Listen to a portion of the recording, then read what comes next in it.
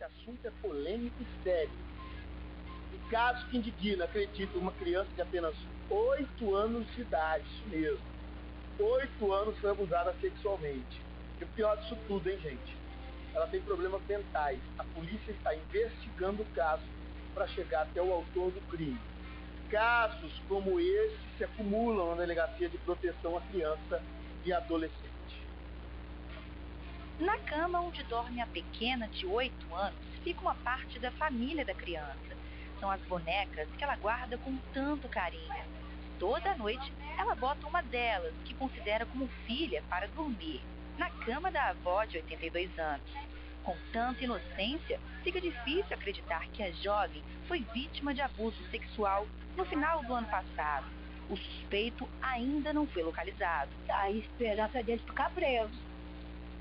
Eu perdoaria. Porque eu vou perdoar ele com essas coisas erradas que ele fez com a menina? Nunca. A menina tem problemas mentais e foi abusada no meio da noite, quando saiu de casa e foi levada por um homem para um matagal. Por conta disso, até hoje, afirma a avó, ela faz exames para detectar doenças. A criança, que já perdeu a mãe para o tráfico de drogas, ficou traumatizada. A avó ainda se lembra das palavras que ouviu da neta momentos após os abusos. Ela só falava que o homem pegou ela ali no portão e levou ela. Foi isso que ela falou. 5 meses após os abusos, a menina ainda lembra daquele dia. Tanto que quando a nossa equipe chegou até aqui, ela me abraçou e falou que as roupas dela ainda estavam sujas de sangue. Muito triste, mas esse não é um caso isolado. Nos últimos 5 anos, a Delegacia de Proteção à Criança e ao Adolescente registrou 1.989 ocorrências de abuso sexual de menores, isso só na Grande Vitória. Destas, 230 foram de janeiro até a última quinta-feira, dias antes do Dia Nacional de Combate ao Abuso e Exploração Sexual de Crianças e Adolescentes. Muitos dos casos foram divulgados pela TV Vitória. Um deles é de uma menina de 12 anos, abusada sexualmente pelo tio-avô, um auxiliar de serviços gerais de 48 anos. As imagens fazem parte de um vídeo feito pela própria vítima durante um dos atos e mostram o homem sem roupa. Os abusos duraram 5 anos, até que o pai descobriu e o homem foi preso. Outro caso mais recente aconteceu na Grande São Pedro, em Vitória, no dia 13 de maio, e envolveu um ex-policial militar de 31 anos, suspeito de abusar de uma menina de apenas 7. O PM é vizinho da vítima, pai de uma criança de 3 anos e marido de uma mulher que está grávida. O caso foi encaminhado para a DPCA, onde o delegado pediu a prisão preventiva do ex-policial. Covardia, crueldade, e eu não quero falar por mim, não. Quero dividir a tela com o secretário de Direitos Humanos, meus amigos de Vitória, Marcelo Nolasco. Porque se eu falar por mim, secretário, aí a gente acaba falando por conta própria, mas eu quero falar, o senhor vai ter mais propriedade para falar. Um cara que faz isso com uma criança, ele tem condições de viver na sociedade? Boa noite. Boa noite, Ricardo. É difícil, né? É algo que causa indignação em qualquer pessoa. O abuso sexual de uma criança é um dos crimes realmente mais hediondos que existem. Pois é, além de secretário, o senhor também já foi titular da delegacia da criança, né, e do adolescente também, então o senhor tem, o senhor tem muita propriedade para falar sobre isso. Eu sempre já comentei alguns casos aqui, curiosos. Por exemplo, questões culturais, secretário, delegado.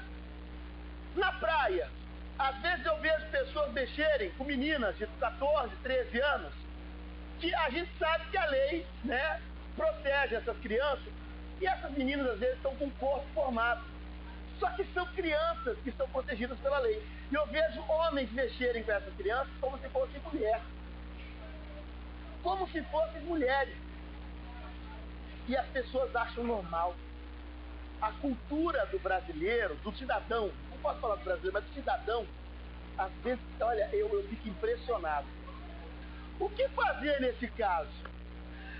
Como proceder num caso como esse? Um pai de família que se sente ameaçado por um cidadão. Qual é o procedimento que o cidadão deve tomar? Ricardo, veja só, a proteção da criança e do adolescente tem que ser um papel da sociedade toda, de todos nós. Os pais são os primeiros, né, a cuidar dos seus filhos, tem que cuidar, tem que proteger. E todo mundo, a escola, postos de saúde, vizinhos, todo mundo tem que proteger a criança. O que você falou aí de uma situação flagrada numa praia, por exemplo, que as pessoas não aceitem, que denunciem, que chamem a polícia. A polícia não está onipresente, ainda mais em casos de abuso sexual, que cerca de 70% acontecem dentro dos lares, são abusos intrafamiliares, então precisamos sim da colaboração de todos para poder combater isso. É importante reforçar que eu não preciso ser o pai da criança para denunciar. Eu não preciso ser um parente dessa criança para denunciar não, né? Não, Ricardo, o crime é de ação pública. É um crime que, sendo comunicado à polícia irá proceder. Não precisa de representação quando essa vítima é menor de idade. É sempre bom reforçar. E mesmo que esse crime esteja sendo cometido pelos próprios pais. Principalmente, né? Principalmente, né? E o telefone, independente de qual seja, pode ser o de denúncia, o 190, não é verdade? Nós sempre pedimos que as pessoas façam uma denúncia mais concreta. No caso, se você procurar a própria delegacia que apura os casos, que é de proteção à criança e adolescente aqui de Vitória, melhor. Ou que procure o conselho tutelar, qualquer canal onde a denúncia vai chegar mais efetivamente. Existe um 181, é um canal seguro também para quem, por um motivo ou outro tenha receio de se expor, pode denunciar também pelo 181. Quais são os casos mais comuns? O senhor falou que 70% os abusos acontecem dentro de casa. Os casos mais comuns de abusos, quais são? O que a gente vê com maior recorrência são crianças abusadas. É uma faixa etária onde ela está mais exposta, ela não tem sequer consciência do que é um abuso. Então esses abusos acontecem numa incidência maior nessa faixa etária. Quando já é mais adolescente, nós temos uma incidência maior da exploração sexual, que é diferente do abuso. Na exploração nós temos pessoas induzidas, né, exploradas sexualmente. Pode explorar a prostituição de uma criança, por exemplo, de um adolescente. Mas a maior incidência é essa, são abusos intrafamiliares feitos por parentes ou pessoas muito próximas à família. E como um familiar pode proteger ou perceber que essa criança está sendo abusada ou explorada sexualmente? Existem indícios? Existe, Ricardo. O melhor a se fazer é evitar, claro, né? Você está sempre de olho na sua criança, atento, não deixar a criança largada na rua, sem proteção. A gente sabe que hoje muitos pais trabalham, o pai e a mãe, então se torna difícil na nossa sociedade. Mas tem que estar presente, tem que educar, orientar, conversar, ouvir a criança. A criança que é abusada, ela fica numa situação de um enorme constrangimento.